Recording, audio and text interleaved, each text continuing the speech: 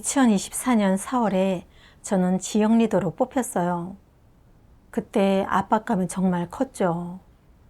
이 본부는 책임이 무겁고 어려운 점도 많아서 신경도 많이 쓰고 대가도 많이 치러야 한다는 생각이 들었거든요.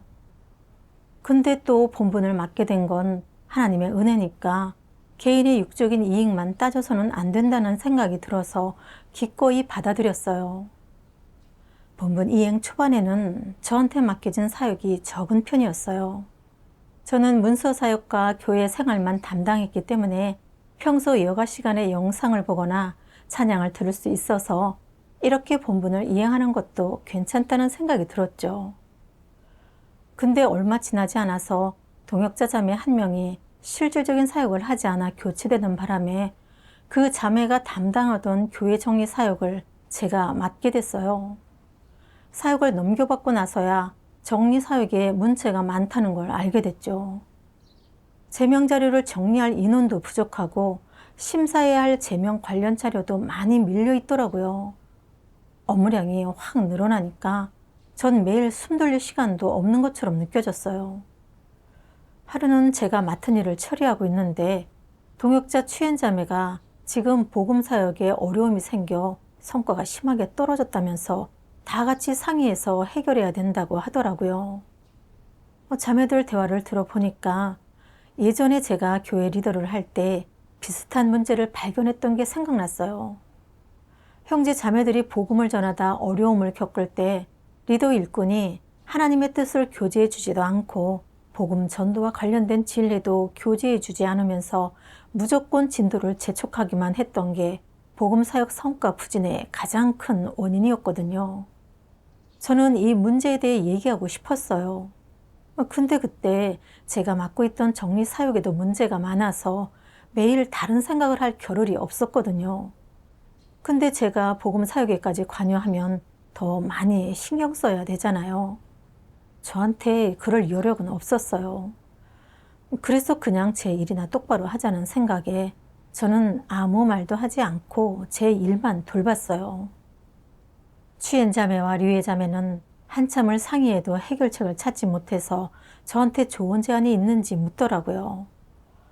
저는 내 일도 아직 처리 못했는데 복음 사역을 상의하다 보면 내 사역이 지체되지 않을까 하는 생각이 들어서 두 분이 상의하시는 게 좋을 것 같아요.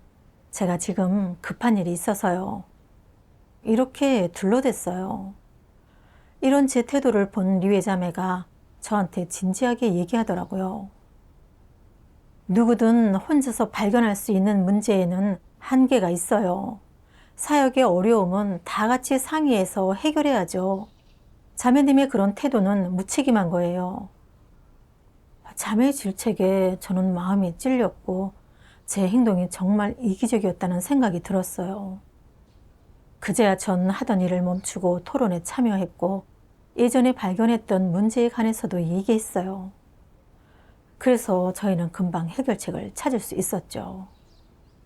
며칠 뒤에 리외자매와 추연자매는 양육자 양성 문제를 논의했어요. 몇몇 교회 리더가 교인 양성을 소홀히 하는 바람에 교회는 양육자가 부족했고 새신자들이 제때 양육받지 못해서 새신자 양육 사역에 심각한 차질이 생겼다고 하더라고요. 그래서 이 문제에 대해 교회 리더한테 편지를 써서 교제해야 한다고 했어요. 그때 자매들은 저한테도 이 문제 해결에 같이 참여해 달라고 했는데 이런 생각이 들더라고요. 이 일은 하루 이틀 상의해서 끝날 일이 아니야. 신경도 많이 쓰이고 시간도 뺏기는 문제라 상의하다 보면 내 사역이 지체될 거고 일이 밀리면 나중에 따로 시간을 내서 처리해야 할 거야. 더군다나 양육사역은 내 담당도 아니라서 문제가 해결된다고 내 공이 드러나는 것도 아니잖아. 내 시간과 에너지를 뺏기는 데다가 내 사역마저 지체되는데 내가 뭘 얻겠다고 이걸 하겠어? 그래서 저는 적당히 둘러댔어요. 저도 이 문제들을 제대로 간파하고 있는 건 아니라서 좋은 제안은 못 해드릴 것 같아요. 두 분이 먼저 상의해서 편지를 쓰시고 다 쓴 다음에 같이 한번 보죠. 제 말을 들은 자매들은 아무 말하지 않았고 결국 둘이 상의할 수밖에 없었어요. 그 후에 추인 자매가 교재 편지를 다 쓰고 우리한테 의견을 묻더라고요. 대충 훑어보니까 보완해야 할 부분이 몇 군데 있었지만 저는 수정하느라 애먹고 싶지 않아서 몇 가지 문제만 가볍게 짚어줬어요. 추인 자매는 제 말을 듣고도 어떻게 보완해야 할지 몰라 난색을 보이면서 그러더라고요. 저는 교재 편지 쓰는 게 제일 어렵더라고요. 수정하는 것도 마찬가지고요. 자매님이 수정하고 보완하는 걸 도와주시면 안 될까요? 그래야 사역에 지체되지 않을 것 같아요. 저는 귀찮아서 끝까지 자매가 수정하게 했어요. 제가 이렇게 이리저리 미루는 걸 보고 결국 그 자매는 저를 질책했죠. 어젠 이 문제에 관해 토론할 때 참여하지 않으시더니 지금은 편지를 다 써서 보완해달라고 해도 도와주지 않으시네요.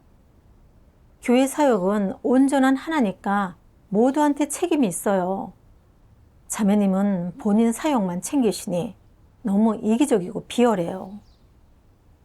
자매한테 이런 말을 들으니까 전 너무 억울했고 제 어려움을 조금도 헤아려주지 않는다는 생각에 악감정이 들었어요. 난 이 본분을 맡은 지 얼마 되지도 않았고 매일 해야 할 일도 이미 산더미라고. 거기다 시간을 내서 자매들 사역까지 참여하라니. 나중에 자매들 사역에 성과가 생기면 공로는 자매들 몫이 되겠지만 나는 들러리일 뿐이라 얻는 거라고는 하나도 없어.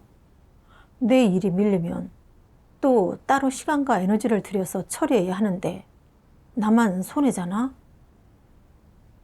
근데 자매의 난처한 표정을 보니 마지못해 받아들일 수밖에 없어서 편지를 수정해줬어요. 저는 억압감이 심했고 이 본분이 너무 어렵게만 느껴졌죠. 제가 맡은 사역도 점검해야 하고 자매들이 맡은 사역도 관여해야 해서 이 본분을 그만두고 싶었어요.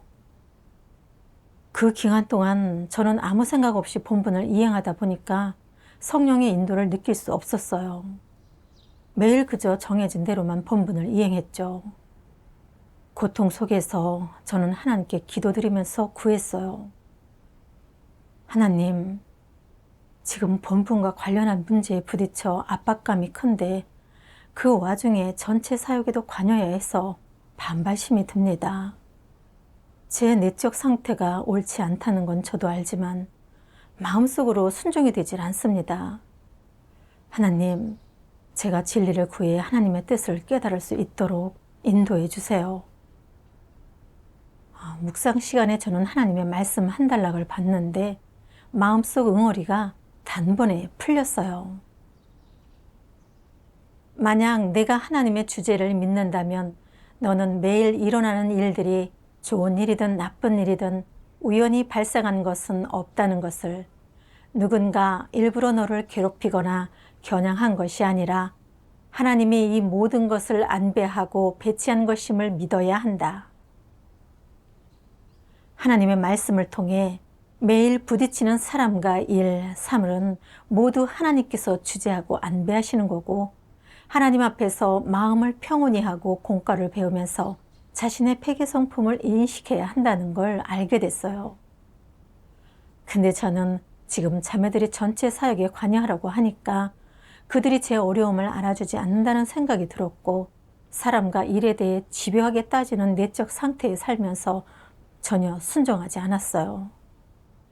저는 저 자신을 내려놓고 하나님 앞에 나아가 진리를 구하면서 스스로를 반성해야 했어요. 그 후에 저는 이 하나님의 말씀을 보고 제 문제에 대해 어느 정도 인식하게 됐어요. 전능하신 하나님 말씀. 적그리스도 부류의 사람은 어떤 사역을 맡든 하나님 집의 이익을 전혀 고려하지 않고 오직 자신의 이익이 손해를 입을지만 생각하고 눈앞에 자신에게 유리한 그 정도의 일만 고려한다. 교회의 중요한 사역이 그에게는 그저 부차적인 일이라 아예 대수롭지 않게 여긴다. 등 떠밀어야만 겨우 움직이고 그저 자신이 하기 좋아하는 일, 자신의 권력과 지위를 지킬 수 있는 일만 한다. 하나님 집에서 안배한 모든 일, 복음 확장 사역, 하나님 선민의 생명 진입은 그가 보기에 중요하지 않다. 다른 사람의 사역에 어떤 어려움이 있거나 다른 사람이 어떤 문제를 발견하여 그에게 알려도 또 아무리 간곡히 말해도 그는 자기와 상관없는 일인 양 아랑곳하지 않고 참여하지도 않는다. 교회 사역에 아무리 큰 문제가 생겨도 나 몰라라 한다. 문제를 그의 앞에 갖다 놔도 그저 대충 처리할 뿐이다. 상부에서 직접 그를 책망하고 어떤 문제를 처리하라고 명령할 때라야 상부에 보여주기 위해 마지못해 실질적인 사역을 조금 한다. 그 후엔 또 자기 일로 바쁘다. 교회의 사역, 전반적인 상황과 관련된 중요한 일에는 관심이 없고 신경도 쓰지 않으며 심지어 문제를 발견했더라도 처리하지 않는다. 다른 사람이 어떤 문제를 제기해도 그는 대충 대답하고 얼버무리며 마지못해 대응한다. 이는 이기적이고 비열한 모습 아니냐. 만약 사람이 하나님을 믿으면서도 하나님 말씀을 따르지 않고 진리를 받아들이지 않으며 하나님의 배치와 안배에도 순종하지 않는다면 오직 좋은 행위만 얼마간 있을 뿐 육을 버리거나 자신의 이익과 체면을 조금도 포기하지 못한다면 겉보기에는 본분을 이행하고 있는 것 같아도 여전히 사탄 성품으로 살아가면서 사탄의 철학과 사탄의 생존 방식을 조금도 버리거나 바꾸지 못한다면 이것이 어떻게 하나님을 믿는 것이겠냐. 이는 곧 종교를 믿는 것이다.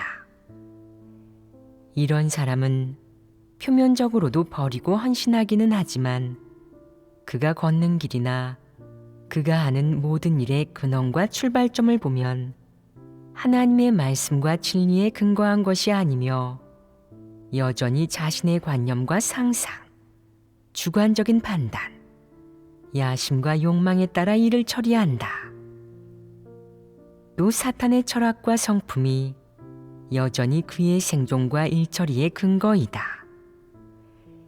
그는 진리를 깨닫지 못한 일에서 진리를 구하지 않고 진리를 깨달은 일에서도 진리를 실행하지 않으며 하나님을 크게 높이지 않고 진리를 소중히 여기지도 않는다.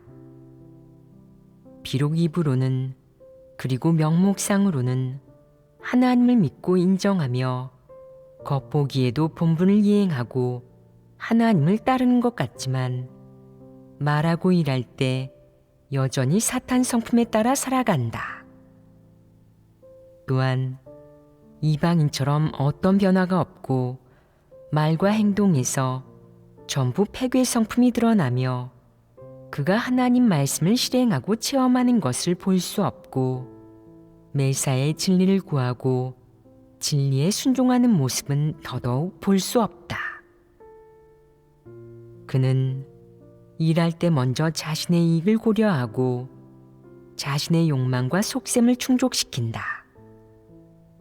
이것이 하나님을 따르는 사람이겠느냐? 하나님을 몇 년 믿었든 그와 하나님 사이에는 정상적인 관계를 맺지 못했으며 무슨 일을 하든 또는 어떤 일이 닥치든 그가 가장 먼저 생각하는 것은 내가 어떻게 할까? 어떻게 해야 나에게 유리할까? 어떻게 하는 것이 나에게 이익이 되지 않을까? 이렇게 하면 어떤 결과가 생길까? 이다. 그는 이런 것들을 우선적으로 고려한다. 그는 어떻게 실행해야 하나님을 영화롭게 하고 하나님을 증거할 수 있을지, 하나님의 마음을 만족게 할 수 있을지는 전혀 고려하지 않는다. 또한 하나님의 요구가 무엇인지, 하나님 말씀에서는 뭐라고 했는지를 전혀 기도하여 구하지 않는다. 그는 하나님의 뜻은 무엇인지, 하나님의 요구는 무엇인지, 사람이 어떻게 실행해야 하나님을 만족게 할 수 있는지에 대해 전혀 신경 쓰지 않는다.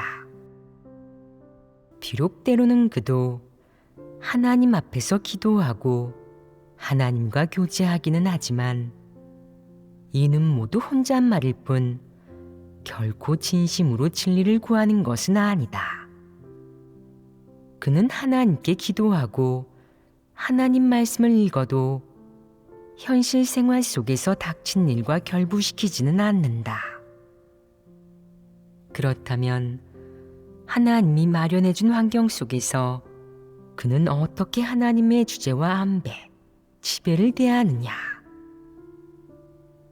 자기 뜻에 맞지 않는 일이 닥치면 그는 마음속으로 반발하고 피한다. 자신의 이익과 관계되는 일이 닥치면 머리를 쥐어짜 수단과 방법을 가리지 않고 자기 이익을 지키려 하는데 이점을 취할 수 없더라도 자기 이익에 손해가 생기지 않게 한다. 그는 하나님의 마음을 만족게 하는 것을 구하지 않고 그저 자신의 욕망을 만족시키는 것만을 구하는데 이것이 하나님을 믿는 것이겠느냐? 이런 사람이 하나님과 관계가 있겠느냐? 아무 관계가 없다. 그는 아주 비열하고 야비하며 강팍하고 추하게 산다. 그는 하나님과 어떤 관계도 없을 뿐만 아니라 오히려 매사에 하나님의 주제와 안배를 어긴다. 그는 말끝마다 하나님께서 저의 모든 것을 주재하시고 주관하시기를 바랍니다. 하나님께서 제 마음속 보좌에 오르시어 왕권을 잡으시기를 바랍니다. 저는 하나님의 지배와 안배에 순종하고자 합니다. 라고 말하지만 자기 이익에 손해가 되는 일이 닥치면 순종하지 못한다. 하나님이 마련한 환경에서 그는 진리를 구하지 않고 오히려 이런 환경을 뒤바꾸려 하고 벗어나려 한다. 그는 하나님의 지배와 안배에 순종하려 하지 않고 자기 뜻대로 하고자 한다. 자신의 이익이 조금이라도 손해를 입지 않아야만 하며 하나님의 뜻이 무엇인지는 전혀 신경 쓰지 않는다. 그는 자신의 이익, 자신의 처지, 자신의 기분과 느낌이 어떠한지에만 관심을 갖는다. 이것이 하나님을 믿는 것이겠느냐? 하나님께서는 정말 분명하게 말씀하셨어요. 진심으로 하나님을 믿는 사람은 자기 관념에 맞지 않는 일이 생기면 진리를 구하고 하나님께 순종할 수 있어요. 근데 만약 조금도 진리를 구하지 않고 매번 자기 이익을 따져가며 제 살 길만 찾는다면 그런 사람은 진심으로 하나님을 믿는 사람이 아니고 하나님께 인정받지 못한다고 하셨어요. 적그리스도가 바로 이런 부류예요. 그들은 본분을 이행할 때 하나님 집의 이익은 전혀 생각하지 않고 그저 자신의 명리와 지위에 이로운 일만 해요. 자신한테 득이 되지 않는 일은 설령 문제를 발견하거나 어려움에 빠진 사람이 도움을 청해도 못 들은 척 나몰라라 하고요. 정말 냉정하고 이기적인 거예요. 비열하고 인성도 없고요. 하나님 말씀의 폭로를 마주하니까 저 자신이 너무 부끄러웠어요. 제 억울함, 반발심, 불복은 정말 너무 터무니없는 거였더라고요. 생각해보니까 저는 오랫동안 하나님을 믿으면서 가정과 생업도 내려놓고 겉으론 진심으로 하나님을 믿는 사람처럼 보였지만 본분을 이행하면서 제가 생각했던 거라고는 온통 저 자신의 이익을 위한 것뿐이었어요. 교회 사역은 조금도 지키지 않았죠. 이런 제가 어찌 하나님 집 사람이라 할 수 있겠어요. 자매가 복음 사역에 존재하는 문제를 언급하면서 같이 상의해서 해결하면 좋겠다고 했을 때 저는 구체적인 문제를 어느 정도 알고 있었는데도 그걸 말했다가는 해결할 때까지 관여해야 해서 제 일이 지체될까 봐 바쁘다는 핑계로 거절했어요. 교회의 양육자가 너무 부족해서 리더한테 양성사역의 중요성에 관해 교제하는 편지를 빨리 써야 했을 때도 저는 제 업무량이 늘어날까 봐 두려웠어요. 그리고 그걸 잘 이행해도 저를 드러내지 못한다는 생각에 적당히 둘러대면서 토론에 참여하지 않으려 했고요. 자매가 교제 편지를 다 쓰고 검토해달라고 했을 때는 문제를 발견하고도 시간을 들여가며 수정해주고 싶지 않았던 거예요. 제가 문제를 발견하지 못하거나 어떻게 해결해야 할지 몰라서 그런 게 아니라 제가 너무 이기적이고 비열해서 제 이익만 챙기느라 그리고 제 명예와 지위에 득될 게 없으니까 그 사역들을 하기 싫었던 거죠. 이런 제 마음속에 하나님의 지위가 조금이라도 있었을까요? 이런 제 모습을 보고 이기적이고 비열하다면서 동역자 자매가 책망하니까 저는 오히려 억울해하면서 이 본분을 회피하고 이행하지 않으려 했어요. 정말 어처구니 없는 모습이었죠. 특히 그는 하나님의 마음을 만족해 하는 것을 구하지 않고 그저 자신의 욕망을 만족시키는 것만을 구하는데 이것이 하나님을 믿는 것이겠느냐?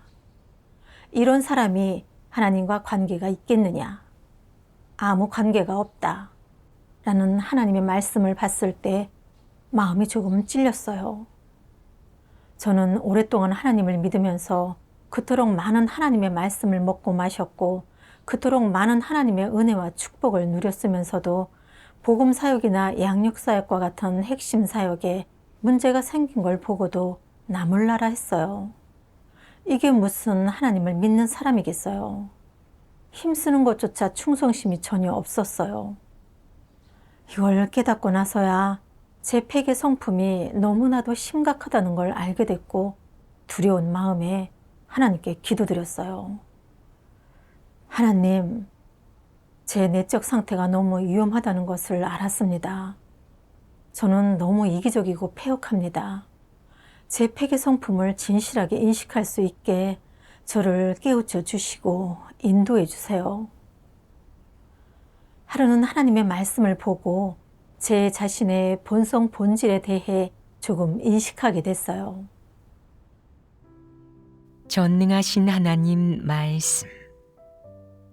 사람은 사탄에게 패괴된 이후 양심과 이성을 상실했다.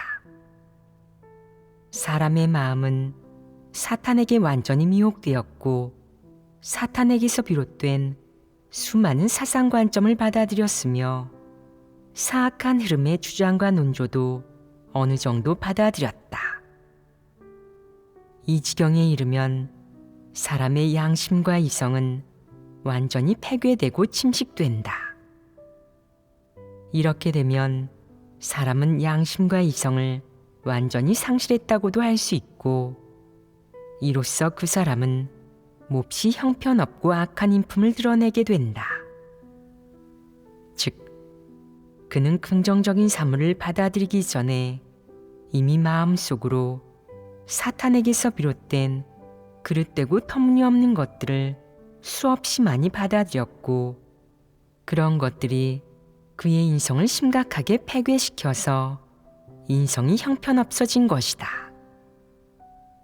예를 들어 그가 세상에서 비롯된 스스로를 위하지 않는 자는 천벌을 받는다 라는 사탄의 사상관점을 받아들이고 나면 그의 양심이 좋아지거나 그대로 유지되겠느냐 아니면 나빠지겠느냐. 나빠질 것입니다. 그럼 나빠지는 것은 구체적으로 어떤 모습으로 드러나겠느냐. 그는 자신의 목적과 이익을 위해 수단과 방법을 가리지 않는다. 남을 해칠 수도 있고 도덕과 양심에 위배되는 짓도 무엇이든 저지를 수 있는데 그런 짓을 저지르면 저지를수록 잔인해지고 음흉해지며 점점 더 양심이 무감각해지고 인성을 잃게 된다. 자신의 이익을 위해서라면 누구든 해치고 속인다. 그는 왜 누구든 속일 수 있겠느냐? 그 근원은 무엇이냐? 그건 바로 그가 사탄의 사상 관점을 받아들였고 사탄의 사상 관점의 지배를 받아 그렇게 행동하기 때문이다. 결국 인성의 양심과 이성, 즉 인성이 기본적으로 갖추어야 할 요소들이 아무 작용도 못하게 되고 사탄의 사악한 사상에 철저히 침식당하고 통제당해 버린다. 침식당하고 통제당하는 과정은 그가 그런 사상 관점을 받아들이는 과정인 것은 물론 그가 폐괴되는 과정이기도 하다. 하나님은 말씀을 통해 밝히 알려주셨어요. 제가 전체 사역에 관여하지 않으려 했던 근본적인 이유는 사탄의 독소에 영향을 받았기 때문이라는 거요. 저는 각자 자기 집 문 앞에 눈을 치우고 남의 귀화의 소리는 신경 쓰지 마라. 스스로를 위하지 않는 자는 천벌을 받는다. 이런 사탄의 처세 철학에 따라 살면서 너무나도 이기적이고 인성이 없는 사람으로 변했어요. 무슨 일을 하든 득실을 따져보고는 제 명예와 지위에 득이 되는 일이면 공을 들이고 그렇지 않은 일이면 거들떠보지도 않았죠. 저를 찾아오거나 일깨워주는 사람이 있어도 하지 않았고요. 또 제 담당 사역이 아니면 문제가 있어도 저와는 무관하다고 당연하게 여겼어요. 그러니 제가 굳이 신경 쓰지 않아도 된다고 스스로를 합리화했죠. 이런 사상 관점에 지배돼 저는 복음 사역을 나몰라라 했고 자매가 도움을 청해도 못 들은 척했어요. 복음 사역이 가로막혔을 때 해결할 방법을 어느 정도 알고 있으면서도 관여하려 하지 않은 거죠. 교회에 양육자가 부족해서 이미 양육사역에 지장을 주고 있을 때도 제 일이 지체될까 봐 자매와 같이 문제를 해결하려고 하지 않았고 양육사역에 지체돼도 양심의 가책을 전혀 느끼지 않았어요.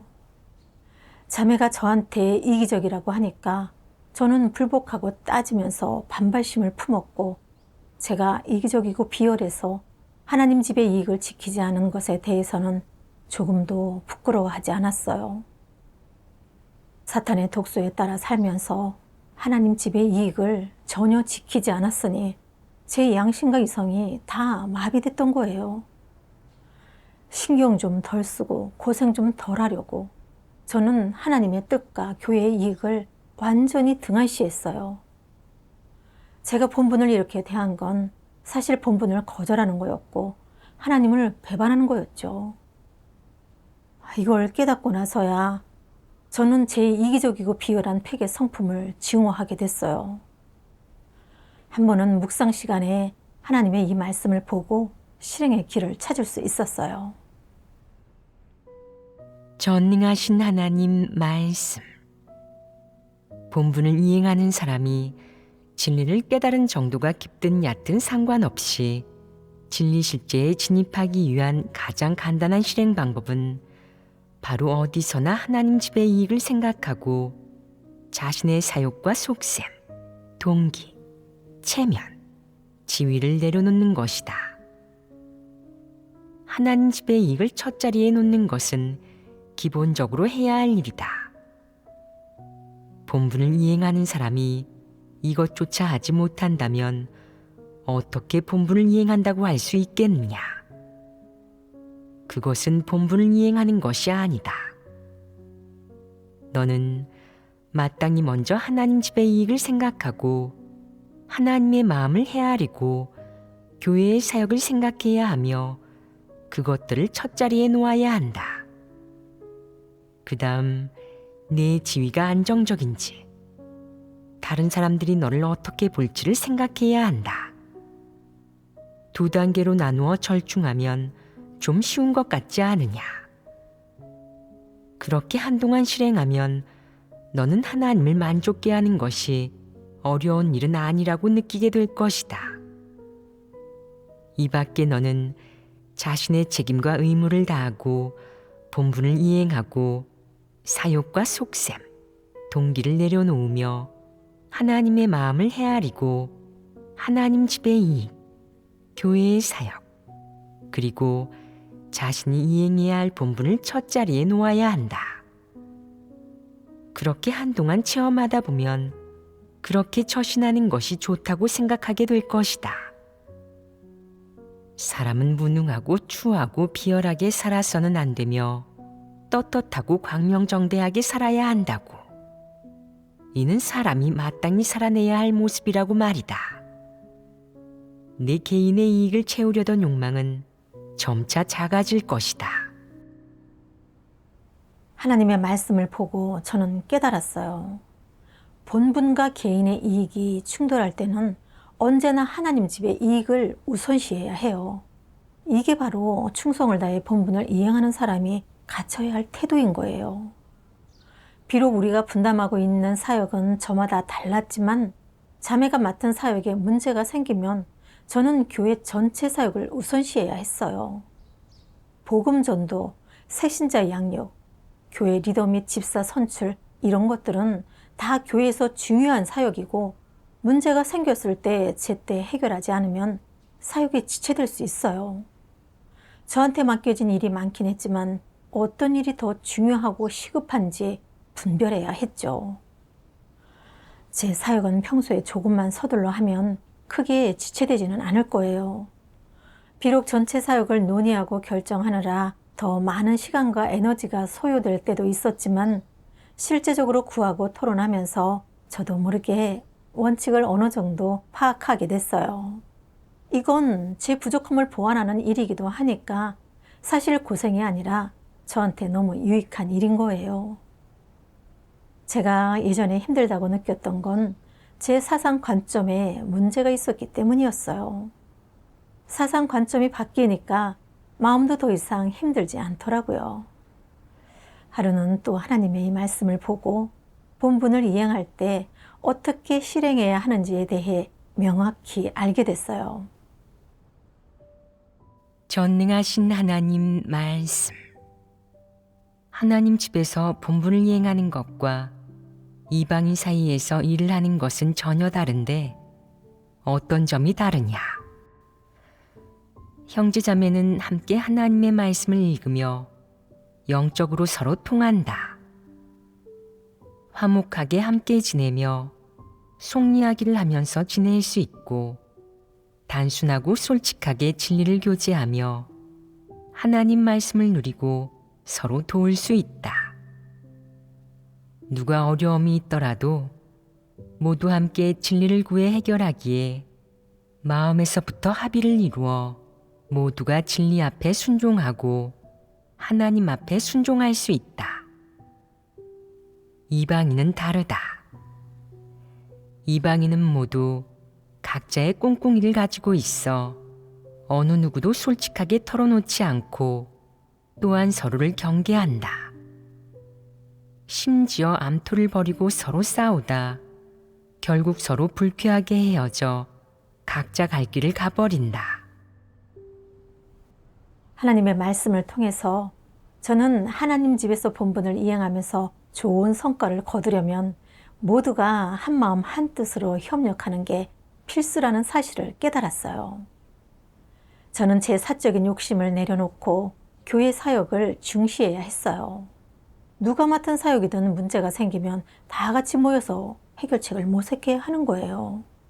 그래야 성령 역사를 얻기 쉬울 뿐만 아니라 본분 이행의 효율도 높일 수 있어요. 예수님의 이 말씀처럼 말이에요. 진실로 다시 너희에게 이르노니 너희 중에 두 사람이 땅에서 합심하여 무엇이든지 구하면 하늘에 계신 내 아버지께서 저희를 위하여 이루게 하시리라. 누구한테나 결점이나 부족함이 있고 이해하지 못하거나 할 줄 모르는 일, 꿰뚫어 보지 못하는 일이 있어요. 어떤 사역도 혼자서는 잘해낼 수 없잖아요. 모두가 조화롭게 협력해서 저마다 본인의 역할을 다하고 장점을 발휘해야만 본분을 잘 이행할 수 있는 거예요. 교회 사역은 온전한 하나니까 어떤 사역에 문제가 생기든 모두 다 같이 협력해서 해결해야 돼요. 이걸 깨닫고 나니까 전체 사역에 참여하는 것에 그다지 거부감이 들지 않더라고요. 그 뒤로 본분을 이행할 때 다들 조화로운 협력을 중요하게 여겼고, 사역 중에 이해가 안 되거나 꿰뚫어 보지 못하는 일이 생기면 적극적으로 꺼내놓고 토론하면서 교류했어요. 이런 실제적인 협력을 통해서 저희는 문제를 좀 더 전면적으로 살펴보게 됐고, 본분 이행에 대한 압박감도 훨씬 줄어서 문제도 더 빨리 해결될 수 있었죠. 보름이 지났을 때도 복음 사역의 성과는 여전히 좋지 않아서 우리는 같이 교제하며 정리했어요. 복음 사역에 존재하는 문제는 하루 이틀 만에 해결될 수 있는 게 아니고, 각 교회의 사역 보고를 확인하고 나서 형제 자매들이 복음을 전하며 겪는 문제와 어려움을 파악해야만 그에 맞춰 해결할 수 있었어요. 그러니 시간이 오래 걸릴 것 같더라고요. 근데 저한테는 답장해야 할 편지가 몇 통 더 있었고, 복음 사역에 관해 상의하면 제 일이 늦어질 게 뻔하니까 참여하고 싶지 않다는 생각이 또다시 고개를 들었죠. 그 순간 저는 또 이기심이 드러나고 있다는 걸 깨닫고 하나님의 말씀을 찾아서 봤어요. 전능하신 하나님 말씀. 큰 일이든 작은 일이든 누가 시킨 일이든 하나님 집에서 맡겨준 일이든 교회 리더 일꾼이 시킨 일이든 너는 이런 태도여야 한다. 본분을 나에게 맡긴 이상 그건 하나님의 높여주심이고 하나님께서 나에게 은총을 베푸신 겁니다. 그러니 나는 진리 원칙에 따라 본분을 잘 이행해야 합니다. 비록 내 자질은 보통이지만 나는 이 책임을 짊어지기 원하고 최선을 다해 본분을 잘 이행하고 싶습니다. 잘 이행하지 못하면 책임을 져야 하고, 잘 이행하더라도 그건 공로가 아니라 내가 당연히 해야 하는 일입니다. 본분을 어떻게 대하는가 하는 문제를 왜 원칙적인 문제라고 하겠느냐. 만약 너란 사람이 정말 책임감이 있고 책임을 지는 사람이라면 너는 교회의 사역을 짊어질 수 있고 내가 이행해야 할 본분을 제대로 이행할 수 있다. 하나님의 말씀을 통해서 저는 기준에 맞는 리더 일꾼은 먼저 책임감을 갖고 하나님 집의 이익을 우선시할 줄 알아야 한다는 걸 깨달았어요. 비록 이 사역은 동역자 자매가 주로 책임지고 있었지만 교회의 복음 사역이 순조롭게 진행될 수 있는지의 여부와 관련된 문제였어요. 리더로서 저한테도 책임이 있었기 때문에 제 이익만 생각해서는 안 되는 거예요. 이건 너무나도 인성이 없는 행동이에요. 저는 어떤 일이 중요하고 시급한지 구별해 제 이익을 내려놓아야 했어요. 생각해보니까 제 일은 사실 후순위에 둬도 되는 거여서 이번 토론에 자발적으로 참여했고, 교류하는 중에 다른 자매들이 명확하게 교제하지 못한 부분은 제가 나서서 보충 설명하기도 했어요. 이렇게 협력하는 과정에서 저는 하나님의 인도하심을 받고 문제를 해결할 방법과 길도 찾게 돼 정말 마음이 편안했어요. 하나님께서 이렇게 저를 드러내신 걸 체험하면서 저는 제 이기적이고 비열한 사탄 성품에 대해 어느 정도 분별하게 됐어요. 예전에는 이기심이 그다지 심각한 문제라고 생각하지 않았는데 하나님 말씀의 폭로를 통해 이제야 분명히 알게 됐어요. 사람이 이기적이고 비열한 폐괴 성품에 따라 살면 점점 인성과 양심, 이성을 잃게 돼서 본분을 이행해도 좋은 성과를 거둘 수 없다는 거요. 하나님의 말씀에 따라 살면서 진리를 실행하고 원칙에 따라 일해야만 사람다운 모습으로 살 수 있고 마음에도 진정한 평안과 안정이 있어요. 이런 깨달음과 수확을 주신 하나님께 감사드려요.